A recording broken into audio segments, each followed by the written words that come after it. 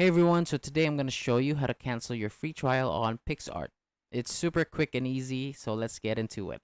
So the first thing that we're going to do here is to open up Chrome and type in picsart.com in the search bar. And once you're on the website, look for your profile icon and it's usually on the top right corner.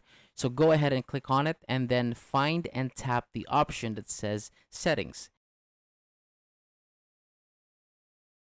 Now, inside the settings menu, scroll down until you see billing and subscription. So tap on that.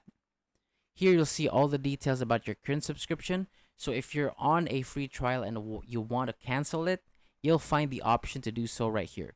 Just follow the prompts to cancel. So just a quick heads up, if your payment has already been processed, you might not be eligible for a refund.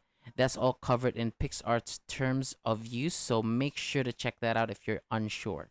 And that's it. You've canceled your free trial, and thanks for watching. See you on the next one.